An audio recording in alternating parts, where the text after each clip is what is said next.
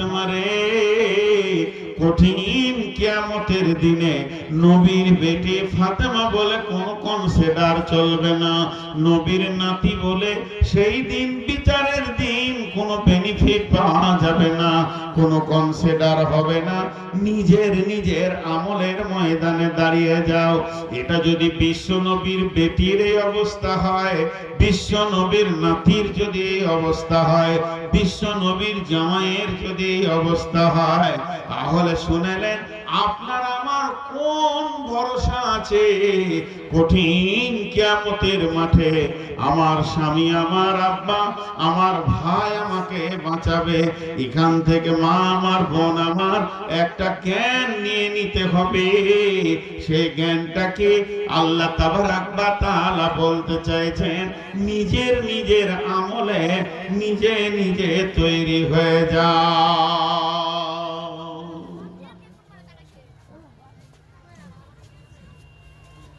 নিজের আমলে নিজে তৈরি হবে। কেউ কারো আমলের উপরে ভরসা করিও না। দেখেন কেমন কথা। আর একটা ঘটনা আপনাদেরকে আমি শোনাই, একটু সবর ধৈর্য। সেটা হলে রসুলের একমাত্র কুমারী বিবি ছিলেন আম্মা জান আয়েশা, উম্মুল মুমিনিন আম্মা জান আয়েশা। রসুলের যতগুলি বিবি ছিলেন, ইনি একমাত্র। আপনি চেয়ার করে নিতে ওদেরকে আড়াল করবেন, আপনি ইউটিউবার হন, ওইদিকে বসেন, ঘরে বসেন, ওটা তো নোংরা, ধুলোতে আবার কেউ বসে নেই। তো রসুলের একমাত্র কুমারী বিবি ছিলেন আম্মা জান আয়েশা, যে বিবিটাকে পৃথিবীর দ্বিতীয় কোন স্বামী দেখেননি, একমাত্র রসুলই দেখেছেন। খেয়াল করেন তেনার কত দামি। সারা পৃথিবীর সমস্ত মানুষ একমত, আম্মা জান আয়েশা মুহাদ্দিস ছিলেন। এত হাদিস বর্ণনা করেছেন অল্প বয়সে, অত হাদিস অন্য কোন বিবি বর্ণনা করেননি। শুধু এই পর্যন্ত নয়, আম্মা জান আয়েশা রসুলের বিবি হবে, আম্মা জান আয়েশার সঙ্গে রসুলের বিয়ে হবে, আম্মা জান আয়েশা রসুলের স্ত্রী হবেন, আর রাসূলুল্লাহ সাল্লাল্লাহু আলাইহি সাল্লাম আম্মা জান আয়েশার স্বামী হবে। সেই মেয়েটি কত দামি! এই বৈবাহিক জীবনের আলোচনাটা পৃথিবীতে হয়নি, মক্কাতে হয়নি, মদিনাতে হয়নি, এটা হয়েছে আরশে মহল্লায়, সেখান থেকে ফায়সালা হয়েছে। তাহলে মেয়েটা কত দামি! শুধু তাই নয়, ওই মেয়েটির ঘরে আল্লাহ রাসূল সাল্লাল্লাহু আলাইহি সাল্লাম ছিলেন, তো কোরআন নাজিল করেছেন। এই পর্যন্ত শেষ নয়, ওই মেয়েটির মূল্য কত! ওই মেয়েটির ঘরে যেদিন বিছানায় বিশ্বনবী শুয়েছিলেন, সেই দিন রসুলের শাবে মেরাজের রাত্রি হয়েছে। আল্লাহ রসুল যে নামাজ এনেছেন, সালাত এনেছেন, শাবে মেরাজে গেছিলেন, সেই রাত্রিটা আম্মা জান আয়েশার কাছে ছিলেন। মেয়েটা কত আল্লাহর কাছে কবুলিয়া।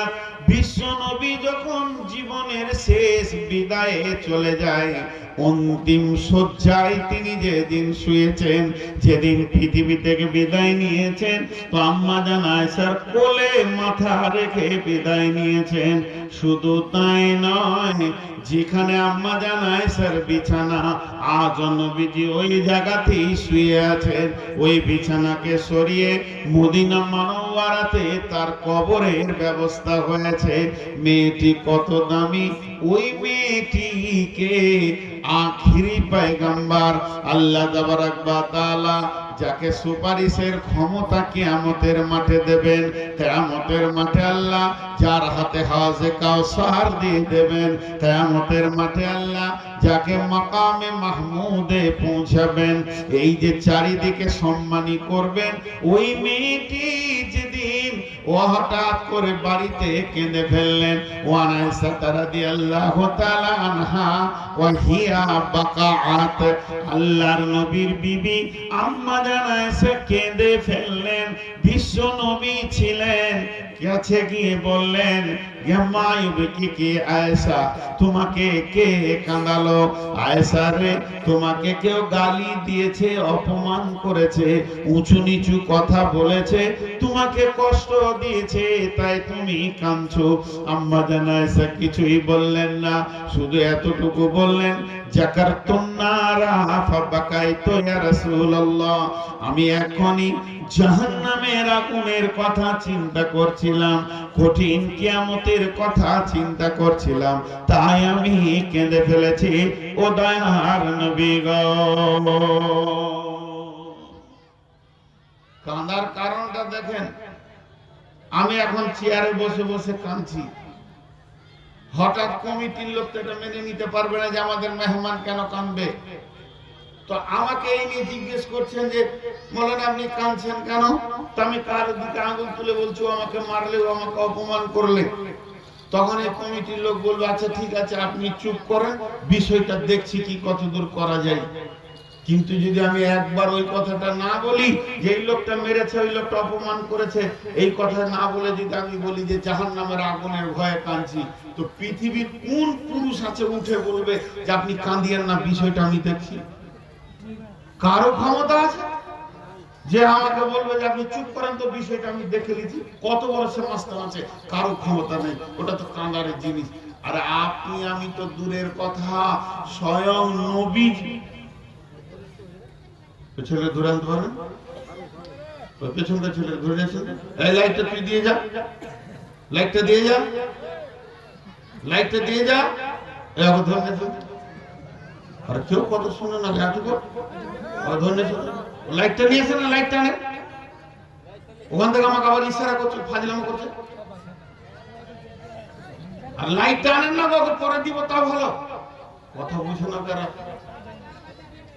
তো আমার দিকে তাকান, সাধারণ মানুষের মুখে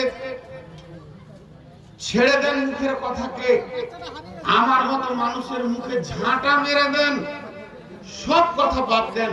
বিশ্ব নবী দেখেন, আম্মা জান আয়েশা যখনই বললেন যে আমি জাহান্নামের ভয়ে কাঁদছি, তো বিশ্ব নবীর মতো ব্যক্তিটাও পর্যন্ত চুপ, স্টার চুপ।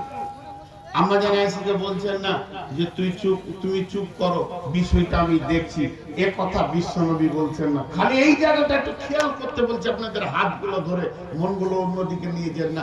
যখনই ভাইটাল বায়ান হবে, তখন চারিদিক থেকে শয়তানের আক্রমণ হবে।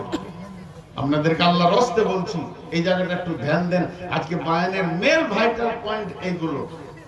তো বিশ্ব নবী পর্যন্ত চুপ, আখিরি নবী চুপ। আম্মা জান আয়েশা সেখান থেকে কি বুঝলেন? আম্মা জান আয়েশা একটা জিনিস বুঝেছেন, তিনি গভীর জ্ঞানের মহিলা ছিলেন, তিনি গভীর তথ্যবহুল কথা বুঝতেন।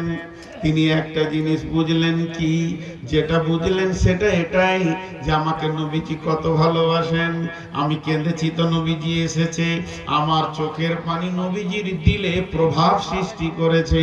আমি যে কেঁদেছি তো নবীজি বেচৈন হয়ে গেছে, আমার নবীকে আমার চোখের পানি উতাল করে দিয়েছে, পাগলা বানিয়ে দিয়েছে।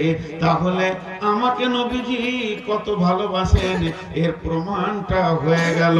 তাই তিনি চালাক মানুষ, তিনি প্রশ্ন করলেন, হাল তাযকুরুনা আহলিকুম ইয়াউমাল কিয়ামাতি ইয়া রাসূলুল্লাহ। ও দয়ার নবী গো, ও আখিরি নবী গো, আপনি একবার বলেন, আজকে আমি পৃথিবীতে কেঁদেছি, পৃথিবীতে আমার কাঁদার কারণে এটা হলো মদিনার মাটি। আপনি দৌড়ে এসে আমাকে জিজ্ঞেস করেছেন, এখান থেকে আমি প্রমাণ পেয়ে গেছি স্ত্রী স্বামীর যে একটা কর্তব্য আছে স্ত্রীর ওপরে, তার বহির প্রকাশ আপনি দিয়ে দিয়েছেন। তাহলে আপনি আমাকে কত ভালোবাসেন, হৃদয় দিয়ে ভালোবাসেন, বুঝে ফেলেছি। ও দয়ার নবী গো, শুধু একটা কথা জিজ্ঞেস করছি, আপনি একটিবার উত্তর দেন। আজকে যেমন আমি কাঁদলাম, আপনি দৌড়ে এসে জিজ্ঞেস করলেন, এটা হলো মদিনার মাটি, এটা হলো মক্কার মাটি, এটা হলো আরবের মাটি, এক কথায় এটা দুনিয়ার মাটি। মানুষ এখানে কাঁদবে হাসবে, হাসবে কাঁদবে, কাঁদবে হাসবে, হাসবে কাঁদবে, এটা তো চড়াই উতরাই লেগে আছে। কিন্তু এমন একটা দিন আসছে অচিরে, সেদিন মানুষ খালি কাঁদবে আর কাঁদবে, হাসার কোনো পালা থাকবে না। ও দয়ার নবী গো, সেই কঠিন দিনে কি আপনার বিবি বলে মনে পড়বে নাকি? সেদিন কি আপনি আমাকে বিবি বলে মনে রাখতে পারবেন? দয়ার নবী গো, একটিবার আপনি বলেন, সেদিন কি আজকের মতো যেমন জিজ্ঞেস করেছেন আপনি জিজ্ঞেস করবেন নাকি? বিশ্ব নবী বললেন, আয়েশা রে, কিয়ামত 1-2 মিনিটের নয়, আর মানে 50,000 বছরে একদিন। আর সেই দিনে কিয়ামত চলবে চলবে চলবে চলবে, এর ভিতরে 3খানা এত ভয়ানক মওকা আসবে। সালাসাতা মাওয়াতিনা ফালা ইয়াযকুরুনা আহাদুন আহাদান। ওরে আমার আয়েশা রে, সেই 3টে মওকা এত কঠিন হবে, কেউ কাউকে মনে রাখতে পারবে না, কাউকে কারো উপরে স্মরণ থাকবে না। সেই 3টে মওকা কোথায়? প্রথম নম্বর হলো ইনদাল মিজান, যখন দাড়ি পাল্লাকে নিয়ে আসা হবে, আর আমার আল্লাহ বলবেন, হাসরবাসী রে, তোরা তোদের আমলনামাগুলো নিয়ে আয়, এখন ওজন হবে, কেউ কাউকে মনে রাখতে পারবে না।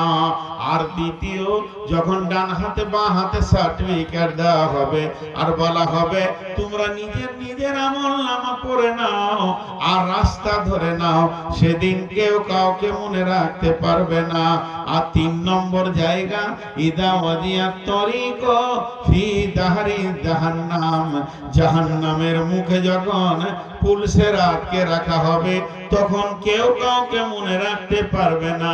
তার মানে নবীজি বলতে চাইলেন, আয়েশা রে, আমি তোমার স্বামী হতে পারি, আমিও মনে রাখতে পারবো না।